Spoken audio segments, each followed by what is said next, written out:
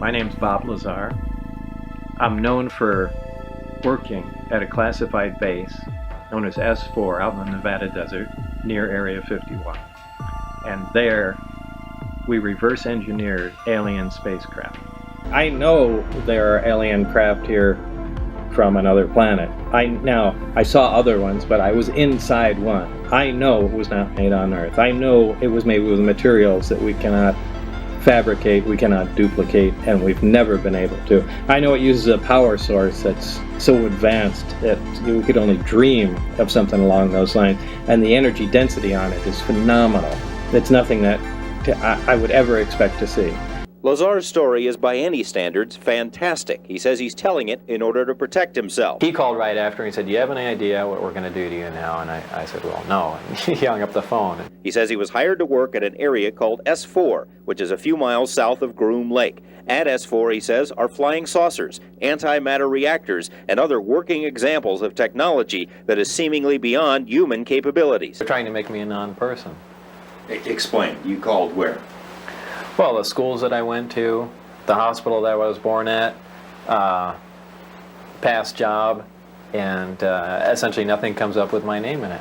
He says he was never told exactly what he'd be working on, but figured it had something to do with advanced propulsion. On his first day, he was told to read a series of briefings and immediately realized how advanced the propulsion was. The power source is an antimatter reactor. They run gravity amplifiers. There's actually two parts to the drive mechanism. It's a bizarre technology. There's no physical hookup between any of the systems in there. They use gravity as a wave using waveguides. I got to see it actually lift off the ground and operate. The hangars are all connected together, and there are large bay doors between each one. And there were 9 total that I saw, each one being different. Security at S4 was oppressive, Lazar says, and his superiors used fear and intimidation almost as a brainwashing tool. It did everything but physically hurt me. Put a gun to your head? Yeah. And said what? Actually put a gun to your head? Well, they did that even in the original security briefings. They had guards there with M16s, and guys slamming their finger into my chest, screaming in my ear, some people pointing weapons at me. Like I said, it's not a good place to work. That fear factor would surface later. Lazar agreed to undergo a polygraph exam as part of this report. Polygrapher Ron Slay asked about the technology Lazar had seen. Did you knowingly lie when you said you had actually seen anti-gravity propulsion in operation? No. The results of this exam were inconclusive. Lazar appeared to be truthful on one test, deceitful on a second. Slay recommended that a second examiner be brought in. Polygrapher Terry Tavernetti runs a corporate security operation and is a former Los Angeles police officer. He put Lazar through 4 tests and concluded there was no attempt to deceive. And I left there thinking that I feel we do have some credibility. Well, I am telling the truth. I've tried to prove that. What's going on up there could be the most important event in history. You're talking about contact, physical contact and proof from another system, another planet, another intelligence. That's got to be the biggest event in history, period. And it's real. And it's real and it's there. After all these years, everybody's making jokes that Bob was the janitor at Los Alamos. He never worked there. Okay, he's in the phone book. I've talked to a bunch of individuals that knew him from working with him there, but I couldn't go public with it. Finally, I found a brave individual who was willing to talk to me on the record about working with Bob Lazar at Los Alamos in scientific capacity, being in briefings, classified briefings, which, by the way, the janitors are not invited to, the highly technical classified briefings with Bob Lazar, and his name was Dr. Robert Krangle. I have all of his documents, all of his paperwork from all the contracts that he did during that time period at multitude of bases, including Los Alamos. During that time, Dr. Krangle's telling the truth. I can prove it. What was your impression of what Bob was doing at Los Alamos in the 80s? I didn't know what he was up to any more than he knew what I was up to. But you did know that he was a physicist? Yes. And that was very clear to you, that he was a physicist at Los Alamos and not, again, like the janitor. Right. So he worked there. And he went on record with me and says, of course you remember Bob. He did falsify his educational records, and he's been involved in some other things, and it just doesn't. You talking about the MIT records? Yeah. Yeah. He explained that to me. He said that he was working on something for the government and they sent him to MIT to learn something. And I can't say too much. I'll tell you off air because he told me not to talk about it. But it makes more sense when you hear his description of it, that essentially it wasn't documented that he was studying there, because what he was doing was really a terrible thing, a terrible experiment they were working on. When I explain it to you, maybe it'll make more sense. His story, what's interesting to me is that, again, it's the same story over and over and over again. And then what's also interesting to me is that he knew and took friends to a place where they were testing these things out. And he knew where it was, and he knew when they were doing it, and he brought his friends out there, and that's when they got arrested. When it comes to aliens, there's some things I just can't tell you on air. That's the other thing that Bob said that I thought was really fascinating, was that there was some documentation that they were showing him that claimed that we are the product of accelerated evolution. And every time I try to be like, dismiss Bob myself, there's something that creeps in my mind. I'm like, hold on. Like, I find out that he was telling the truth. Like, recently I had it verified that, he did work at Area 51. Like, I know I had a guy, I found the guy after 30 years that he wouldn't talk with George, the guy that did his security clearance. Mm-hmm. I found him. I talked to him multiple times about this, and he did clearance for Bob for the test site. But even more recently, from people that have position to access that information, it was confirmed. I just want you to know, he worked out there. Now, I have people that were out there that saw him on a Janet flight. Bob worked out there. And a Janet flight is those unmarked planes that would leave from the Vegas airport and head into Area 51. That's right. Folks who don't know the whole story, just give you a brief synopsis. What happened was Bob allegedly was working on back engineering these aircrafts, these vehicles, these spaceships. And in doing so, you have to have a very high level of clearance. Well, with that high level of clearance comes complete government surveillance. So they monitor your phone calls, monitor everything. Turns out Bob's wife was having an affair.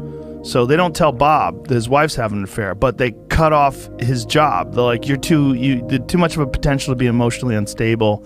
We can't have you working on these top secret, super sensitive things. Yeah, it's logical. While your life is probably going to fall apart. Find out some bad shit. Yeah. So he doesn't know this, and so they don't give him any information. So he freaks out, and so he starts telling his friends. And he's like, come with me, I'll show you the launch, I'm not lying. People forget that. Yes. He went out and he showed people a craft that didn't look like any normal craft come up right when he said it would. Yeah. Over a base that wasn't even known then really well, and a sub-base, an area, not Area 51 proper. He's the luckiest motherfucker in the world. He did it 3 weekends in a row till he got caught. Right. The most important thing is the human story here. Everybody that he took up there on 3 separate occasions, they don't all like each other. They don't all talk. They all agree on one thing. They saw something that night at the exact point in time and space that Bob Lazar said. And remember, this is 17 miles south of Area 51. No one even knew really about Area 51. We're talking Papoose Lake, and they all agree. They saw something that night they had never seen before, and they've never seen since, right when he said it. So that's one of like the 6 things where I'm like, how did he know? You can dismiss him. I tried to dismiss it. But some things we can't get around. Because if he's telling the truth, that means that the government has been working on these things for decades and decades. Well, I am telling the truth. I've tried to prove that. What's going on up there could be the most important event in history. You're talking about contact, physical contact and proof from another system, another planet, another intelligence. That's got to be the biggest event in history, period. And it's real. And it's real. I just want to go over with you what it is that you saw, to draw it out for people, to make a sketch. As you're seeing it, as if you're there at that moment, kind of go back in the past. It takes different views to show you different places. I'll draw you what the craft essentially looked like. I haven't done this in a really long time. I mean, it had the classic, most of it the classic shape. However,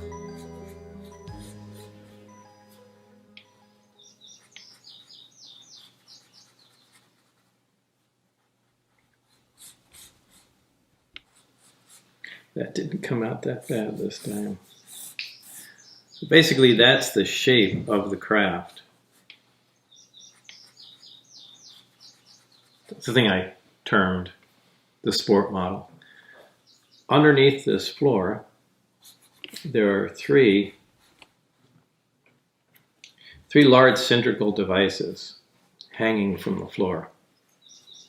These are on mounts that allow them to completely swivel up to 180 degrees and in 360-degree rotation. Directly above each one is a small rectangular object. This is on the floor above. And these are the gravity amplifiers themselves. Looking down from the top, you'd have the center. In the very center, there is a small reactor.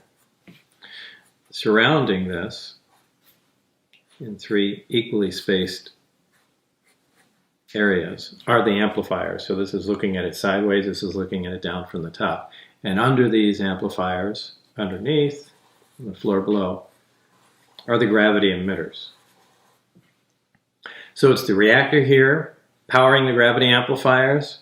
Gravity amplifiers output goes into the gravity emitters at the bottom, and the resulting gravity beam or anti-gravity wave can be pretty much put anywhere you want it to. There was another level up here. Now I had access and was permitted to view and look at the operation of this main level with the gravity amplifiers and the level below the gravity emitters. There is a level above which consisted of these two areas that I'm not all that familiar with. I assume these to be some sort of navigational engine. People call these large black rectangular areas on the top portholes. I believe they were some planar sensor array that just took in information from the surrounding area, whether it be patterns of stars or what have you. And there was their version of a computer or something to make determinations here that takes input from those sensors and then let the craft know how to orient itself and where it was in space. So that's what I assumed to be up there. I don't know for a fact. Again, that was not part of my job, and I was only led to believe that.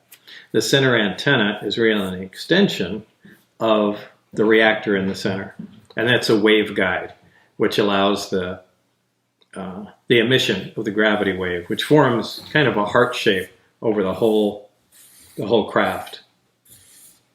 That's how it creates its distortion. These gravity emitters can be swung all the way up to 180 degrees. And this allows the craft to essentially stand on two of them and hover, while this one swings up and creates a distortion in front of it, allowing the craft to slide forward. So that's how their low power mode, Omicron configuration operate. The Delta configuration uses all three, and unlike science fiction movies where you see flying saucers just flying along like that, they actually fly belly first. The craft flies along, leaves the atmosphere of the planet, it turns its belly to the destination, the three amplifiers focus in on the destination, and that's how it proceeds. So that's basically the operation of it and overall how things were laid out inside the craft. Bob Lazar said the craft operated in two modes, Omicron and Delta. Those two symbols put together form the Eye of Providence. There were 3 seats in here, and just around the reactor. There were no controls, no buttons, no anything. Everything has a nice smooth curve to it. There are no right angles anywhere. Everything is exactly the same color. And whether it's metal or some other advanced material, I don't know. Again, that was part of the metallurgy division. And all I can say is it felt cold like metal. But its actual composition, who knows, it was ceramic or, again, some advanced alloy or something along those lines. But the manufacturing technique is unknown, and certainly was back then. Today, 30 years later, there are things like 3D printing, and now that kind of begins to make sense because it looks like this craft was just built from the ground up, like a 3D printer. And that would be about the only way to produce some of the things we saw, because there were no fasteners anywhere. It was just all together, not even a seam. So, I don't know. How that was actually assembled is a good question, but I bet it was something along those lines, some gigantic printing mechanism or something we would consider a printing mechanism that actually put this together. When you were allowed to go into the middle and look down into the bottom layer of this craft, what did it feel like to step in? Like, was it instantaneously obvious to you that we could not make this upon walking in the craft? Yeah, it was really, and pardon the pun, it was really unworldly. Everything, again, was alien. It really was. In that, again, nothing is always completely monochrome in things people build. There's always seams. There's always something other than a radius of curvature. There's a sharp edge. There's some kind of control. Everything was different. There wasn't even wires in this thing as we started to dismantle it. But it was more of an ominous feeling because we really didn't know what we were getting into, how dangerous it was, and certainly didn't know how dangerous it was to remove anything or change it. Look, I mean, we have energy sources this day and age. You can't just remove caps, off of reactors and have a peek inside and see what's going on. And we really didn't understand the energy source. We had no idea what, a housing might be holding back. So it was fearsome technology, as I've said before. And, so was it exciting going inside? Not exciting in that way. It was exciting because we were afraid. And really just looked around inside. The reason for going in was to have a look. There was a little access port here where you could push it open and stick the top half of your body in, hang upside down, and look and see the orientation and how the gravity emitters were hanging from the floor above. What was your first indication that it was not human? It was not ours. It was not made for us. Well, certainly the size. I mean, this is only about a little over 50 feet in diameter. The only time you could ever stand up would be the middle. So nobody would make something like this. It was extremely uncomfortable to move around in. The seats were not for full-size humans. Everything looked like it was child size. And the access port, I couldn't dream of getting through. So there was certainly something smaller operating this. The opening port was like a hexagon honeycomb with an edge cut out. And if you grabbed the edge and just pushed a little bit, the honeycombs would all collapse, some sort of flexible metal, and all snap open. And I remember saying to myself, that's something we could make today. That's really, because it has a lot of strength standing on it, but no strength the other way. So you can pop it open, use it as an access port, snap it closed, and it would support weight on it. Something very simple. Not that it really stood out. I was standing in an ocean of alien technology, but I think the reason it stood out was there's something I understand, and nothing. I don't understand anything else. So I kind of grabbed onto that. It's like, I see what you did, guys. Here, not anywhere else. So the other fascinating thing was it was essentially a pipe. I mean, if you want to just give you analogies, these gravity emitters look like 55-gallon drums. And a big, I'd say 4-inch diameter pipe, maybe 10 inches long, maybe a little longer, connected the top of the drum to the floor above. It's a solid, thick pipe. Somehow, they were able to manipulate the structure of that pipe where it would just bend, as if it was made of clay. So they can apply some form of control to it and have a solid piece of pipe move like a tentacle. So they can get very fine movements and adjust and point these things wherever they were, and then stop stimulating the stuff, and they were locked in place like it was welded on there with a giant pipe. How do you know that they could bend these pipes that way? We had one of these setups in the lab. When you had made adjustments, it would move, it would bend? Yes. That is putting out a gravity wave. Yeah, oh, absolutely. Yeah, when we bench tested this setup, yeah, it worked. You know, you've got these seats, no seat belts, and then it goes belly facing where it's supposed to go. How do the occupants, not fall out of the seats? What's that about? Well, you're thinking about flying around a single source of gravity below you, and then as you move around, you'll flop, but you're canceling out gravity from anywhere else. You're canceling out gravity, inertia, and all other effects, and the only gravity there's going to be is the center is probably going to be the reactor itself. So you're always just pulled and held to the floor here. That's always the ground. So no matter how you're oriented, this is always where your pull is. So you'd never even know that you're upside down, in relation to the earth or other things. It creates this field around you, almost heart-shaped, and then that kind of is a cocoon of what we'd call gravity, and it holds you so you can just be inside of that field, and then wherever you end up focusing, that's where you're going to fall to. Right. That's the propulsion. Okay. Now, of course, I never had information of us flying the craft at that performance level, but it's assumed that's how it works from the information we gleaned. But you saw this craft? Oh, I saw this craft and these work, and you can certainly extrapolate if three of them together worked like this first one, we know how it operated. So there's extremely high confidence in that. And the craft that you're drawing here is the one that you guys would take parts out of and work on? Yes. Is it also the one that you saw the test of? Yes. So they were able to take parts out and put them back in? No. They did not. This flew on 2 amplifiers. This was already removed. I mean, I should put a dotted line around here. This was on the bench in our room. When I went in there, this was already out. And it still worked.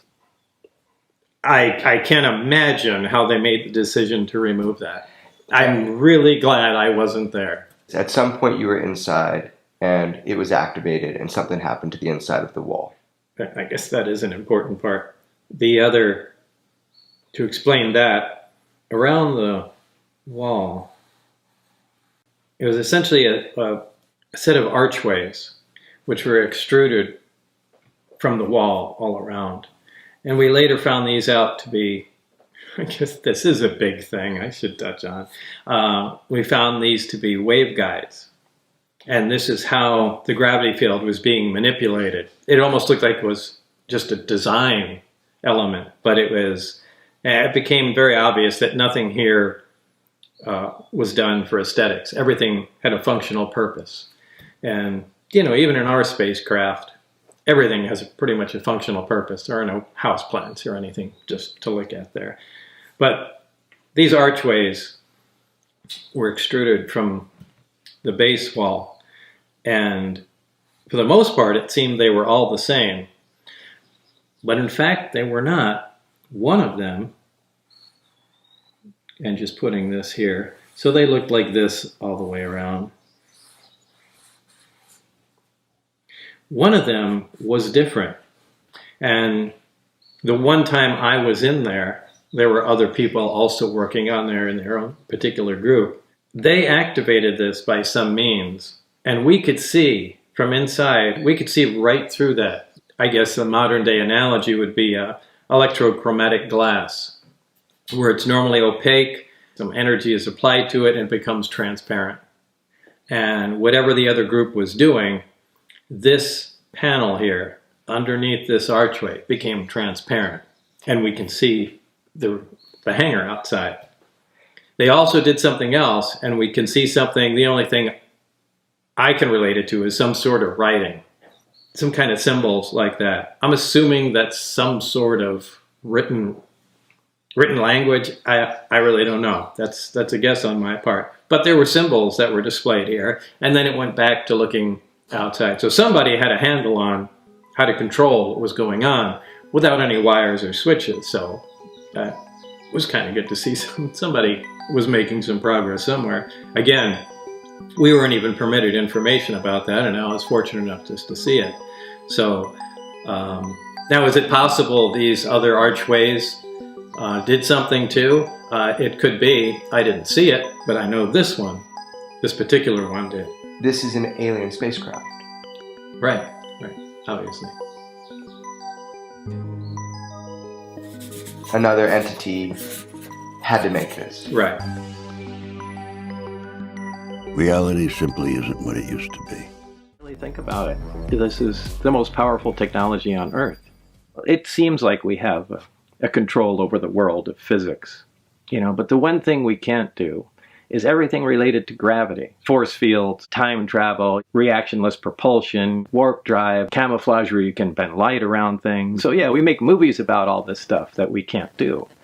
But the thing is, if you can control gravity, that one force, and produce it on demand, all that stuff the same day becomes reality. So you could essentially be invincible just by use of gravity. Look, with ET technology, you can literally rule the world. Well, the briefings were blue folders and just had an overview of the other projects going on that could potentially connect to what we were doing. And there were 3 in particular.